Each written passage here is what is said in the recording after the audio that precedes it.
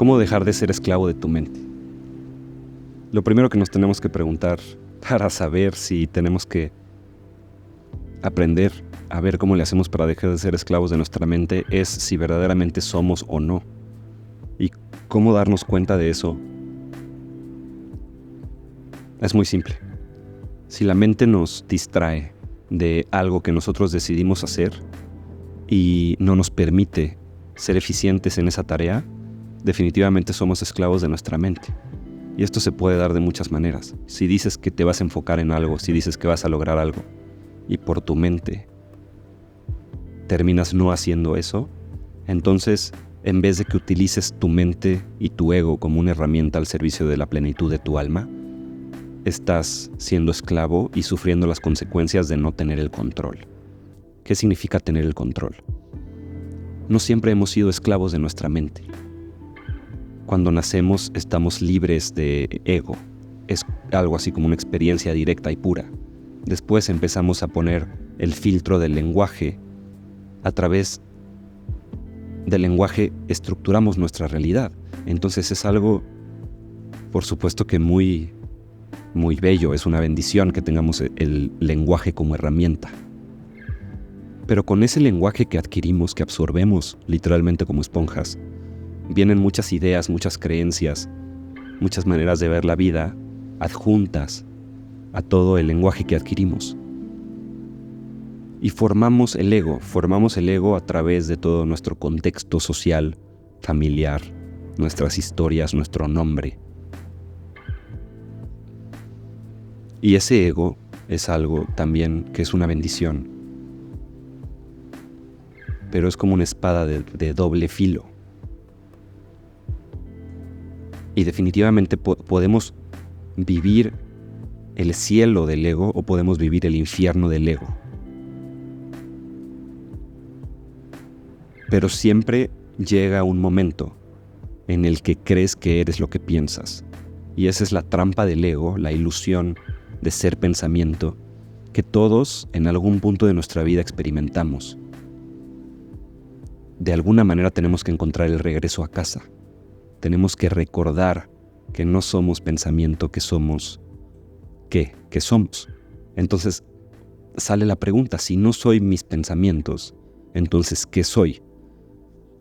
Y antes de llegar a qué soy, quiero que exploremos algunas razones por las cuales no eres tus pensamientos, porque así es como poco a poco se empieza a romper la ilusión y empiezas a salir de la jaula. Es una jaula autoimpuesta, en la cual todo se vuelve mecánico y se vuelve cuadrado, cuando te pierdes en la confusión de pensar que eres lo que piensas.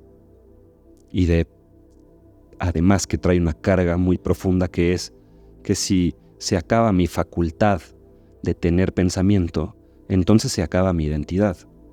Esto tiene que ver con la falla o la falacia descartiana, en referencia a René Descartes, que dijo, pienso, luego existo. Si pienso y luego existo, si mi identidad verdadera es el hecho de que pienso, entonces en el momento de la muerte, cuando ya no hay señal cerebral y ya no hay potencia de algún tipo de pensamiento, dejo de existir. Y esto es una falacia existencial que puede provocar mucha confusión, mucha depresión, hasta el suicidio en muchos casos. Y tenemos que encontrar el regreso a casa, la salida. A veces esa salida es una experiencia cercana a la muerte a través de un accidente. A veces es un viaje planeado o no planeado de algún enteógeno o una sustancia psicodélica o una planta medicinal, como le quieras llamar. A veces se da a través de un trauma que experimentas. No tiene que ser un accidente que pone en riesgo tu vida, pero algún trauma profundamente emocional que te saca de tu realidad mental y te pone en una experiencia de conciencia plena. Y lo que sucede es que, como podemos tener experiencias de conciencia plena fuera del reino del pensamiento y del lenguaje, sabemos que nuestra verdadera identidad no está ni en el pensamiento, ni en el lenguaje, ni en el ego. Está en la experiencia, en lo que llamamos conciencia, que tiene que ver más con el observador de la experiencia que con la experiencia misma. Entonces, para terminar todo esto, podemos saber que si observamos nuestros pensamientos, si podemos observar nuestros pensamientos, quiere decir que nuestros pensamientos son un fenómeno fuera de nuestra capacidad de observarlos. Surgen, desaparecen, van y vienen, y nuestro sentido de control de esa observación se mantiene constante. Existe el observador y existe lo observado, y eso es una diferencia que nos abre los ojos, que nos puede llevar al despertar espiritual, a verdaderamente darnos cuenta que nuestra verdadera identidad es nuestra conciencia. Y más allá de esos momentos de la experiencia directa, como el asombro a un paisaje o la inmersión total en una actividad, el estado profundo el estado de flujo creativo, de estar inmerso en lo que estás creando, en tu inteligencia y tu luz al servicio de un proyecto creativo, al servicio de tu poder como creador. También tenemos momentos en donde el pensamiento se suspende, lo que en el budismo zen japonés se le conoce como el momento satori, un momento de profunda conciencia entre un pensamiento y otro, que nos abre los ojos, nos despierta a la realidad de que no somos los pensamientos, somos algo más profundo.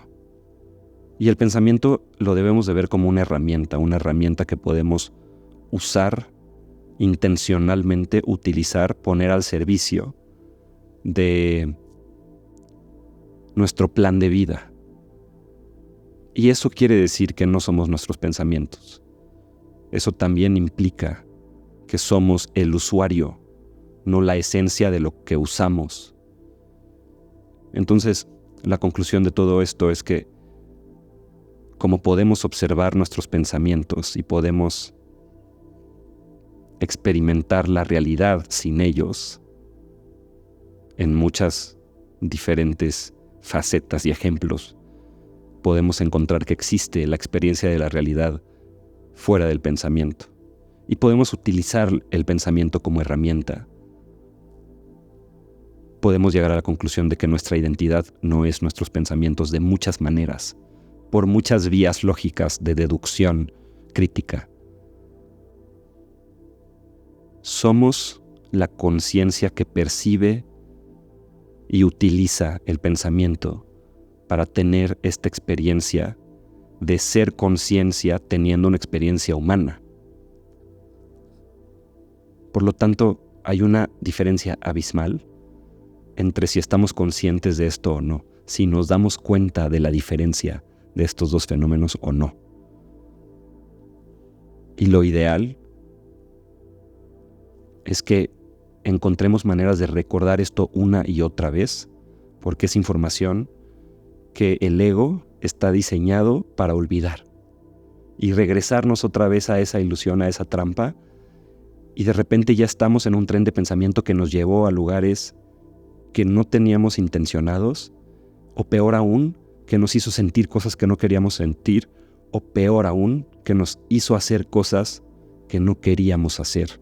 Y todo eso genera sufrimiento adicional, genera repercusiones y consecuencias negativas adicionales que nos pueden llevar a experimentar el cielo en la tierra o el infierno en la tierra, y nosotros creamos nuestro propio cielo, nuestro propio infierno, cada vez que caemos en la trampa del pensamiento o nos damos cuenta que no somos nuestros pensamientos, somos la conciencia que los utiliza, los percibe, los observa y los pone al servicio de nuestra plenitud y nuestra salud.